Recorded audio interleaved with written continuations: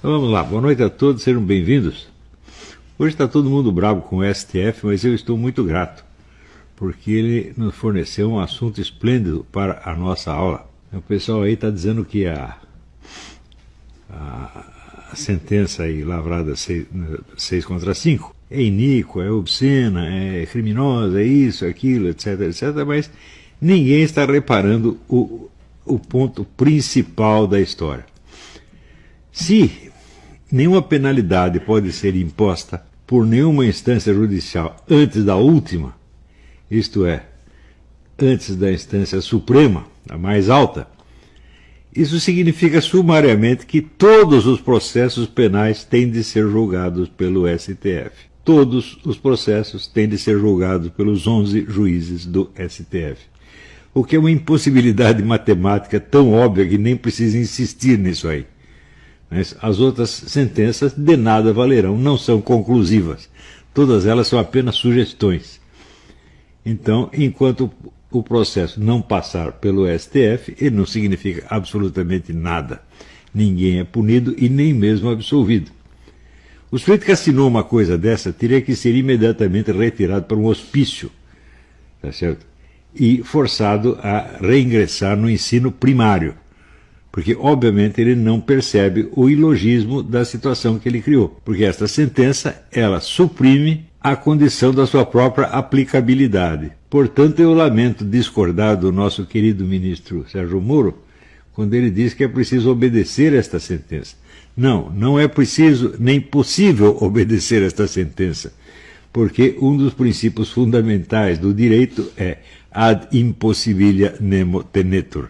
Ninguém será obrigado ao impossível. Então, o senhor está nos impondo uma sentença que nem mesmo a rainha de copas aceitaria, né? É pior do que aquelas sentenças do filme Bananas, do Woody Allen, em que o ditador, ao tomar posse, ele passa os seus primeiros decretos. Decreto número 1. De hoje em diante, todas as roupas de baixo passam a ser roupas de cima.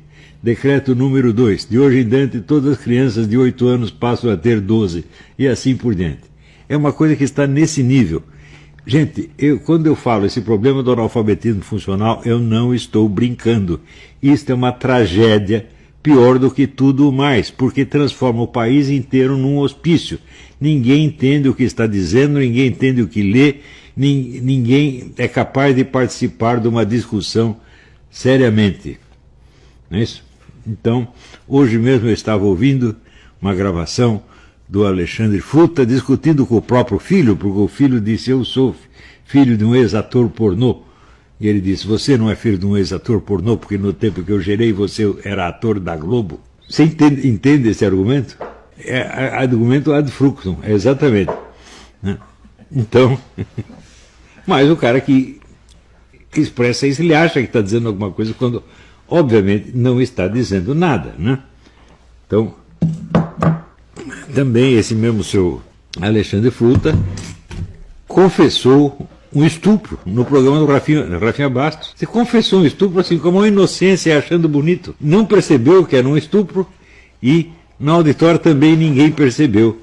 Certamente havia algum advogado, ou juiz de direito ouvindo, ninguém achou ruim, né?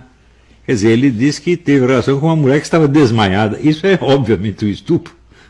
Então, mas ele não percebeu, ele falou até com inocência. O Brasil inteiro está assim, gente, não é só o Fruta, não. O Fruta é normal, quer dizer assim, porque ele sempre foi. Né? Mas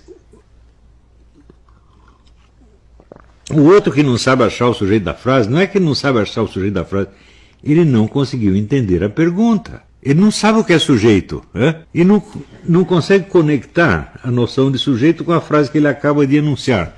No Brasil está todo mundo assim. Você vê, eu fiz uma piada a respeito do caso do Nunes, né? Que deu umas porradas lá no Verdevaldo. Eu disse assim, né? Então, ficar discutindo não adianta. Vamos logo pus finalmente. Assim. Qualquer pessoa percebe que é uma piada, né? Daí o homem do Brasil 171 interpretou como incitação ao morticínio. O que é isto? Ah, ele é comunista? Não, ele é analfabeto funcional, pô. Claro que é comunista também. Mas o que significa ser comunista quando o sujeito é analfabeto funcional? vai saber o que ele entende por comunismo. Veja, o Brasil está cheio de estudantes universitários que acreditam piamente que o comunismo é liberdade sexual. Que no comunismo todo mundo vai poder comer todo mundo, o Estado vai pagar essa coisa toda. Mas onde existia um comunismo assim? E, ao mesmo tempo, ele, no seu ódio anti-americano, eles se aliam aos muçulmanos, que são os mais duros moralistas da face da Terra. Quer dizer, o que significa tudo isso? Em que mundo está essa gente? Então, num mundo onde as palavras não têm mais nenhuma relação com as coisas e fatos. Não tem mais. Os fatos foram simplesmente abolidos. O que interessa é o peso emocional de cada palavra. A palavra vale pela a emoção que ela desperta e não pelo que ela significa. Isto tudo era previsível. Quando se adotou esse sistema socioconstrutivista na educação, era previsível que todo mundo ia ficar assim. Esse sistema cria até mesmo lesão cerebral. Quem disse que esse pessoal que está no Congresso não tem lesão cerebral? Quem disse que os ministros do Supremo não têm lesão cerebral? Esse tofonhonho, obviamente tem. O tofonhonho tem uma lesão cerebral. Porque quem não tem, não pode fazer um raciocínio como esse que ele fez. Lavrar uma sentença que elimina a possibilidade da sua própria aplicação. Nunca, nenhum juiz do mundo fez uma coisa dessa. Quer dizer, não é que o problema é que o sujeito é tirânico, não é que a sentença é injusta. Ela não tem substância nem suficiente para ser injusta. Porque ela está dizendo o seguinte, está aqui, é obrigatório fazer uma coisa que nós não vamos fazer de jeito nenhum. É isso que ele disse. E ninguém entende que o sujeito tem que ser retirado do seu posto por absoluta inépcia. Não é uma questão de que ele está protegendo o Lula. Claro que ele fez para proteger o Lula. Mas, no intuito de proteger o Lula, como de fato protegeu, ele lavrou essa sentença que é autocontraditória e que é inaplicável. Portanto, a única utilidade que essa sentença pode ter é o seguinte, ela vai ser usada como pretexto para soltar os queridinhos. Pronto, solta 5 queridinhos. E depois volta à interpretação anterior. E daí todo mundo celebra, reinstauramos a prisão de segunda instância, né, vitória da democracia, etc, etc. Por falar em democracia, essa é outra palavra cujo uso atual comprova o analfabetismo funcional em nível maciço, geral e endêmico. Porque sempre vem junto a expressão instituições democráticas. Qualquer sujeito que fala em instituições democráticas, fala uma vez ou outra, tudo bem, mas o cara que insiste muito nisso, né, que acredita na defesa das instituições democráticas, é obviamente ou um analfabeto funcional ou um vigarista, assim, perigosíssimo, porque nenhuma instituição é democrática, por definição. Uma instituição jamais pode ser democrática em si mesma. Ela se torna democrática na medida em que obedece à vontade do povo. Senão ela é uma instituição tirânica, ditatorial. Isto é a definição da ditadura. São instituições que não obedecem à vontade do povo, mas que se impõem a sua própria autoridade e a sua própria essência à vontade do povo, em vez de obedecer à vontade do povo. Ora, as instituições brasileiras foram todas construídas de modo a jamais ter de prestar satisfação à vontade popular. Isso no Brasil é o normal. E o pessoal acredita que o Congresso é democrático, o STF é democrático, os tribunais são democráticos. Isso é um absurdo, gente. Jamais uma instituição pode ser democrática. O que é democrático é o procedimento da instituição. É a ação dessa instituição. Assim como, vamos dizer, uma pessoa não pode ser democrática em si mesma, ela só pode ser democrática se ela seguir a vontade do povo, senão não. Quer dizer, uma instituição que se impõe ao povo é o avesso da democracia. E quando você fala em instituições democráticas, você já está invertendo. Quer dizer, em vez de ser instituições obedientes à democracia, você diz que as instituições são democráticas em si mesmas. Isso quer dizer que você vai ter que obedecer às instituições para poder dizer que você é democrático. Ou seja, você tem que obedecer uma imposição tirânica para poder ser chamado de democrata. Eu não deveria ser preciso explicar isso. Se nós não tivéssemos num país de analfabetos funcionais, eu não precisaria explicar isso, gente. Agora estou eu aqui do alto dos meus 72 anos, saindo do hospital, tenho que vir para explicar isso para juízes de direito, para essas excelências de merda. Para essas pessoas que não merecem respeito nenhum e que não deveriam sequer ser ouvidas. Então eu digo, essa sentença do Tofonhonho não é que ela não tem de ser obedecida. Ela não tem como ser obedecida, porra. Ele está dizendo o seguinte, eu, Tofonhonho, Sou o único juiz que pode julgar todos os processos penais deste país. E vou julgar. O que é para responder? Vai a merda, senhor. Vai chupar uma pica. Se souber o que é pica, se souber localizar. Não é isso? Então, veja, o amor que as pessoas têm ao fetiche da forma democrática sem substância democrática está levando o país a se tornar uma ditadura, meu Deus do céu. Porque eles não sabem o que é realmente a democracia. Democracia não pode existir no nível institucional, só pode existir no nível pragmático, no nível da ação. São as ações que são democráticas quando obedecem à vontade popular. Mas vontade popular no Brasil não significa nada. Não houve um plebiscito em que 70 e tanto por cento da população favoreceu a liberação das armas. Foi obedecido? Não foi obedecido até hoje. Não foi obedecido por quê? Pelas instituições democráticas. E quem quer que as instituições democráticas obedeçam à vontade popular é chamado de fascista, de tirano, de adepto da ditadura, etc, etc, etc. Quer dizer, esta inversão mostra o seguinte: o pessoal perdeu o uso da linguagem. E quando se perde o uso da linguagem, você ainda falar em democracia não tem sentido, porque a democracia, todo mundo diz, a democracia depende do diálogo. Fala, que diálogo? Que diálogo pode haver com quem não entende o que está dizendo? Fale mais alto, fale mais alto. O mesmo com militância também. Em que sentido?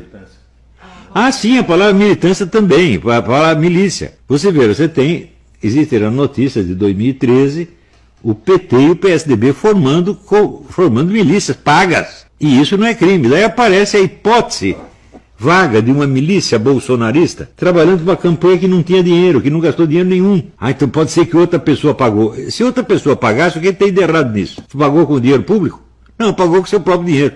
Mas isso não é verdade na quase totalidade dos casos. Por exemplo, o pessoal, os meus alunos que escrevem, mandam mensagens, etc, etc. Ninguém está pagando para eles fazerem isso. O único cara que poderia pagar seria eu, mas eu não tenho dinheiro para pagar tudo isso. Isso é um absurdo. Além disso, eu tenho 500 mil leitores, como é que eu vou subsidiar, como é que eu vou treinar 500 mil leitores para fazer mensagem de assassinato de reputação? Agora, as pessoas não sabem o que é assassinato de reputação. Hoje em dia é assim, qualquer coisa que você escrever contra qualquer um é assassinato de reputação. Se você diz assim, o Lula é ladrão, é assassinato de reputação. Se você diz, o Lula é bebum, é assassinato de reputação, né? O Lula é mentiroso, ele andou mentindo contra o Brasil no mundo inteiro. É assassinato de reputação. O Lula é estuprador de cabrita, assassinato de reputação. O Lula se gabou de tentar estuprar um companheiro de cela, é assassinato de reputação. Essas 5 afirmações são verdades, verdades comprovadas, com testemunho, alguns testemunhos do próprio Lula. Mas é assassinato de reputação. Então significa o seguinte, o pessoal não sabe mais o que é assassinato de reputação. E vem dizer, o Olavo faz assassinato de reputação? Sim, eu sou o personagem do assassinato de reputação. Fui eu que botei a minha própria cara na capa da revista com um chapéu de palhaço? Fui eu que botei a minha própria cara na capa da revista beijando o Bolsonaro na boca? Fui eu que me acusei, baseado no depoimento de uma senhora que se diz minha filha, né? Fui acusado de fazer uma ameaça à mão armada a meus filhos, que eles próprios negaram. As próprias vítimas do crime negaram que não, ele não me ameaçou nem com chinelo. E ainda tem gente que quer ouvir o testemunho dessa dona. É claro que eu não vou discutir com ela, é evidente. E é evidente que é biruta, é mentirosa compulsiva. Quer dizer, se você diz que houve um crime, as próprias vítimas do crime dizem que não houve crime nenhum, então isso é um assassinato de reputação. Né? Para ser um assassinato de reputação, precisa, em primeiro lugar, ser um crime de calúnia e difamação. Senão, não é um assassinato de reputação. Você acusa o sujeito de uma coisa que ele realmente fez e que tem comprovação, não é assassinato de reputação. Pode ser até uma coisa desagradável, mas... Agora tudo virou assassinato de reputação. Mas o assassinato de reputação verdadeiro que se praticou contra mim, em quantidades assim, colossais, não, isso não interessa. Você veja... Agora aqui eu quero fazer uma crítica a um excelente deputado, Felipe Barros. Felipe, as suas explicações na comissão são excelentes. Mas esse negócio de você chamar o Alexandre Frota de seu amigo é obsceno. Obsceno. Esse cara é um estuprador, confesso. Ele confessou na televisão. Né? E é um autor de fake news com assassinato de reputação. Ele faz isso na sua frente. E você é amigo dessa gente? Você não sabe que Jesus Cristo proibiu andar com o círculo dos escarnecedores, entre os quais esse cara é um membro proeminente? Nunca mais diga isso. Não chame esse cara de excelência. Você não é, primeiro, pela lei você não é obrigado a chamar de excelência, chamar de senhor já é muita coisa. Eu não chamaria nem de senhor. Eu acho honra demais. Senhor do quê? Você não é senhor nem do seu próprio comportamento. Não é senhor da sua própria conduta. Não é capaz de se controlar. É um homem que confessa que viu a dona lá, viu a mãe de santo. Você acha normal um sujeito vê uma mulher pela primeira vez e tem que comê-la imediatamente? Você acha que é normal isso aí? Não tem uma conversinha, não tem uns afaguinhos, não tem um namorinho, nada. É imediatamente, já levanta o pinto e tem que comer. É claro que isso é um tarado, é claro que isso é um doente mental, meu Deus do céu. E você se diz amigo desse cara? Felipe Barros, seja homem. Não faça mais isso. Isso tira 90% do impacto das coisas que você disse. Veja, esta coisa de ter que afagar o adversário é um erro medonho.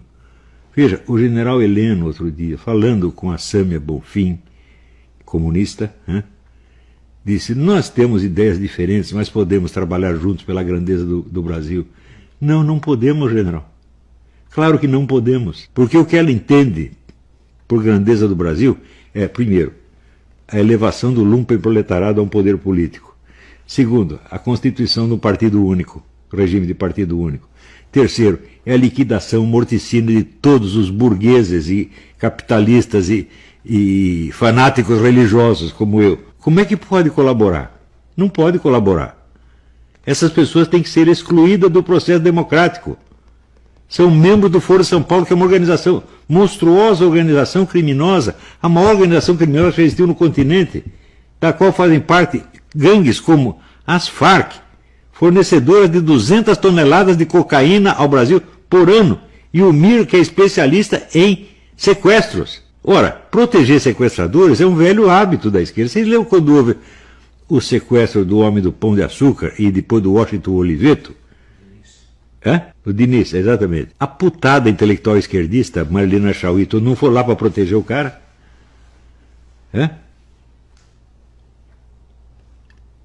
Agora, esses mesmos que protegem bandidos, você lembra do Lula, junto com o Sérgio Cabral, atendendo um menino numa escola que eles foram inaugurar? O menino foi lá dizer que a piscina não estava funcionando. Os dois, um menino novinho, um neguinho pequenininho assim, muito educado. Os dois massacraram o sujeito. Essa gente defende criminoso, porra. Você já viu o Bolsonaro fazer uma coisa dessa? Nunca.